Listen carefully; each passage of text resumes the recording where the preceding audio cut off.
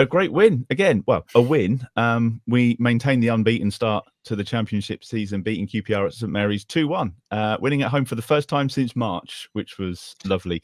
Steve, given all the noise off the pitch, decent results. Wasn't the best game I think we've seen, but a win's a win.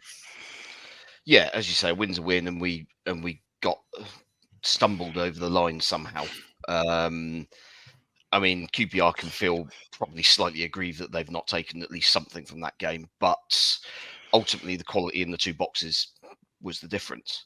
I mean, Adam Armstrong has somehow managed to kind of control the ball with both of his shins and then ting it in the corner for the winner. I mean, from my view, I'm in the northern stand, so I'm about as far away from that incident as I could possibly be, and from 90, 100 yards away, that looks like an absolutely world-class first touch where he's just taken it in, dummied the defender and given himself a little bit of room and then smashed it in the corner, whereas actually the ball's been fired at him and he's miscontrolled it and it's wrong-footed the defender and he smashed it in the corner. But at the end of the day, it kind of worked the same way, and it's a great finish. Is it 4 goals in 4 games?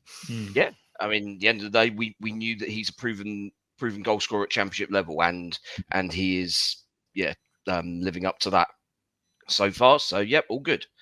Overall performance, we were stodgy, I thought.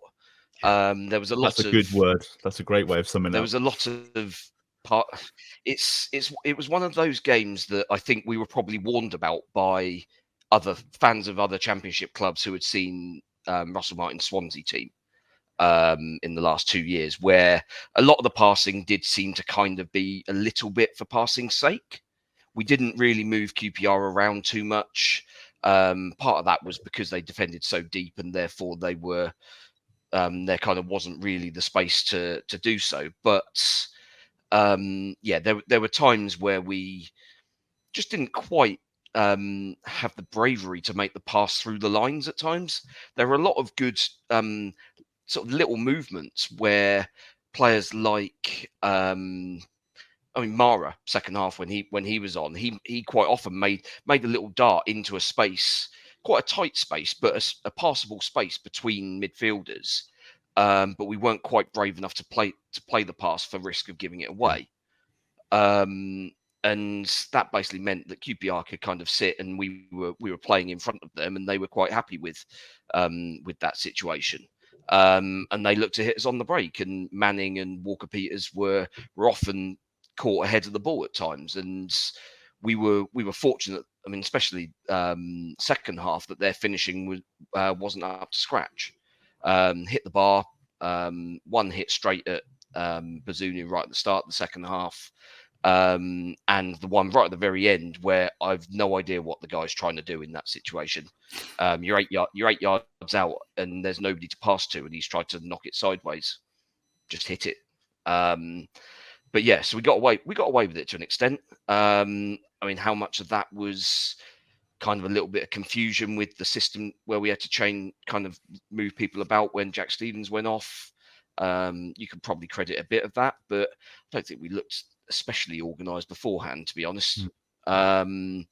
So yeah, I mean, plenty to work on, but I think given the relative upheaval in the day or two before, I mean, we always knew there were going to be these games where there's going to be rumours and there's going to be people being pulled out of the squad at fairly late notice ahead of games, and it's going to be a little bit chaotic before the closing of the transfer window. And I think given the fixtures we've had so far, I mean, you take the run of our first 8 games, and if you were to pick any one of them where you knew you were going to be without both Teller and Shea Adams, I think QPR at home would have been the one that you'd have chosen. And ultimately, we kind of got away with a slightly mediocre performance because of the quality we've still got in the final third.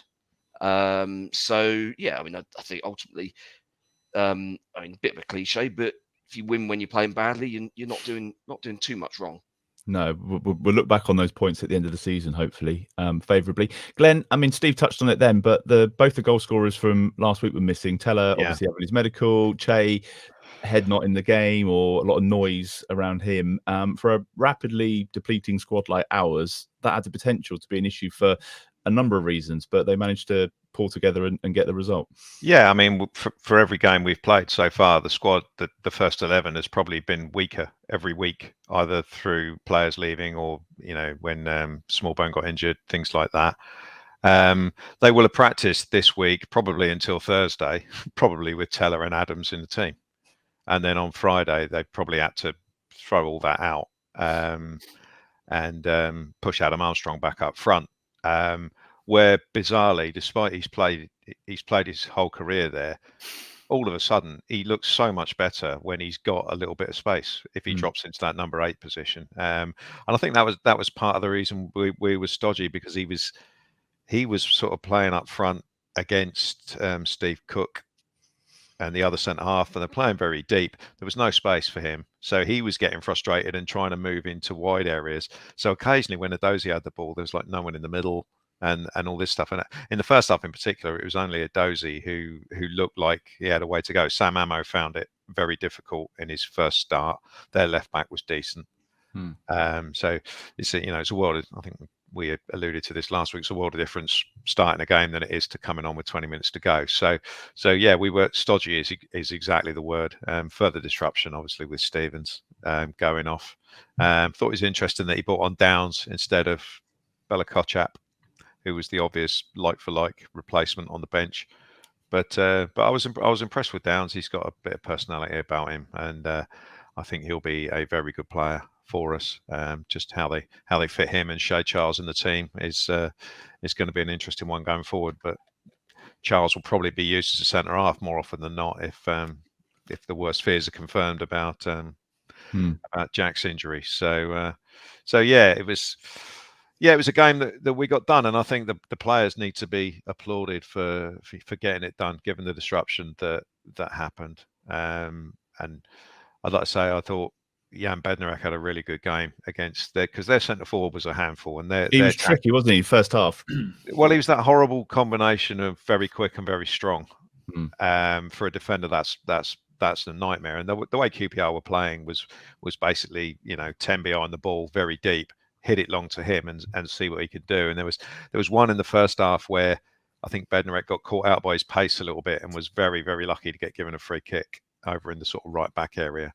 But after that, you noticed he played him a lot better, and he started blocking the runs and letting Charles sweep up and all this sort of stuff. And in the second half, Sinclair Armstrong, and that he got very frustrated, and he started to make bad decisions because he just wasn't getting enough of the ball. So that he ultimately cramped up quite early as well. He was stretching from about the hour mark. Yeah, I mean, the lad last week said he was injured the week before and not sure where he's going to play. But he looked a very, very promising player, I have to say. Be interesting to see how he gets on, how his career goes this season and beyond. But yeah, pleased to get it done, I think.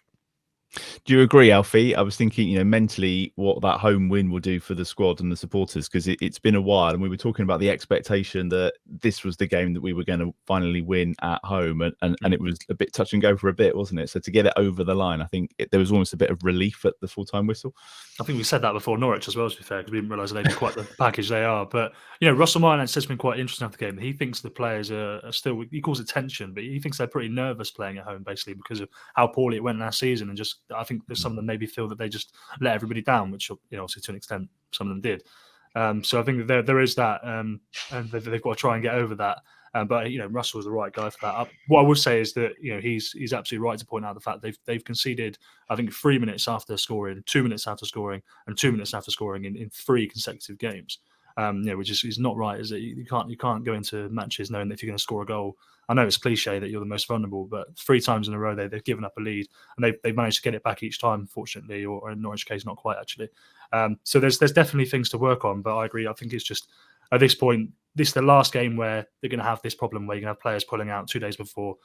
Sunderland, the way that you'd like to think that the team will be slightly more settled by then. There might be some late movement. Maybe Adams, maybe Crystal Palace or Fulham firm up a little bit of interest in him and maybe make a move. But it sounds like Everton's probably not going to be a destination, so you like to think he might be back in next week. But yeah, I think that to come through all the disruption they have, they've done really well. And I thought, like I say, Flynn Adams off the bench was really good. Shea Charles, apart from one moment where he let Elias Chair just sort of stroll across the box and then fire at Bazunu from about 4 or 5 yards out, I thought he did really well. And I thought Bazunu saved that really well as well. I thought it was a good game for Bazunu, actually, even though he did have another one of his parries where it went in, but luckily Sinclair was offside. That we've got away with that a couple of times now. But yeah, I think just getting the result was the most important thing, and they've done that. And just on Jack Stevens, what was the update afterwards? Is there going to be a scan on Monday? And yeah, there'll be a scan. There was no specific update on what the injury was, but I mean, it looked to me like it was his ankle. The boot was down. He wasn't in a good way. Yeah, Russell Martin said that you have to fear the worst, and it's a real negative for them. But Mason Holgate suddenly looks like a really good signing now, a really smart bit of business. And I think they're very much still in for Nathan Wood as well. I know the Swansea manager said that he's not going to be leaving and stuff like that, but I think Mason put them in a really good position where they no longer needed a defender, and that Nathan Wood was a bit of a luxury signing. That's been taken away a little bit now, where they probably do need another one, especially if Lianco's on the way, as we've seen him pictured in Qatar this evening. So they might have to put the price tag up for Nathan Wood a little bit.